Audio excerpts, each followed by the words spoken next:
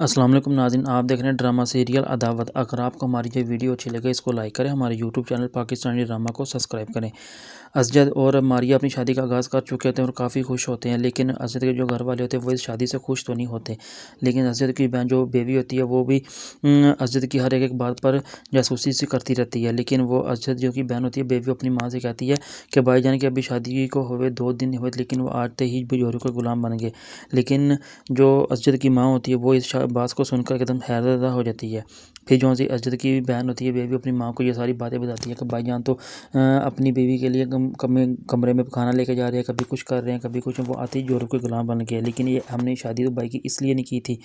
लेकिन जब अरशद की माँ जो सी है वो ये बात सुनती है तो वो काफ़ी ज़्यादा हैरान होती है और काफ़ी ज़्यादा हैरतज़दा हो जाती है कि आखिर ये क्या वजह है जो आते ही मेरा बेटा अपनी बीवी के लिए इस ताबेदारी हो गया। लेकिन जो अरशद की माँ होती है वो सब खाना खाने के जब इकट्ठा होते हैं तो असजद और मारिया भी आ जाती है। और असजद की माँ कहती है कि असजद मियाँ तुम कब से बड़े हो गए जब जो आज आते ही घर के फैसले करने लगे हो।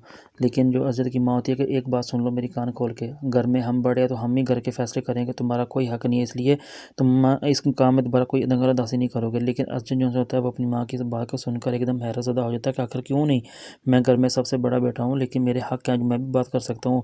लेकिन असजद की माँ जो सी होती है वो इसको दो तो अल्फाज में ये बात कंप्लीट कर देती है कि तुम्हारा कोई हक नहीं है, तुम बस सिर्फ़ और सिर्फ हमारी बातों पर अमल करोगे, कोई फ़ैसला नहीं करोगे। फिर इसी तरह मारिया और असजद अपने ससुराल जाते हैं। वहाँ पे मारिया अपनी मदर से मिलने के लिए जाती है और काफ़ी ज़्यादा खुश होते हैं, असजद भी काफ़ी ज़्यादा खुश होते हैं। लेकिन जो रेहान होता है वो और उसकी उसकी बीवी जो सी होती है वो काफ़ी ज़्यादा चालाक होती है और वो ये कहती है कि मारिया की जितनी भी शादी का खर्चा है वो सब रेहान की ही जेब से हुआ है। लेकिन जो सी है रेहान की बीवी होती है वो काफ़ी ज़्यादा इस बात पर जेलस फील करती है कि आखिर ये क्या वजह है कि जो मेरी तरफ तवज्जो नहीं होती, हर दफ़ा मारिया ही करते रहते हैं सब लोग। लेकिन जो अलीबा होती है वो ये कहती है कि अगर आप ही कोई बात कर लें, अगर नहीं तो फिर मुझे कोई बात करने दे। वो रेहान से ये बात करती है, लेकिन रेहान कहता है मैं क्या बात करूँ अपनी अम्मी से, हाँ वो मेरी बहन थी, मैंने उसकी शादी की। लेकिन असजद और मारिया काफ़ी ज़्यादा शादी के बाद खुश होते हैं और अपनी लाइफ को अच्छा ही इंजॉय करना चाहते हैं। लेकिन जो मारिया होती है वो अपने घर वालों को बताती है कि मैं ये बताना चाहती हूँ कि असद की शादी जो सी उसको अंधेरे में रख के की गई है।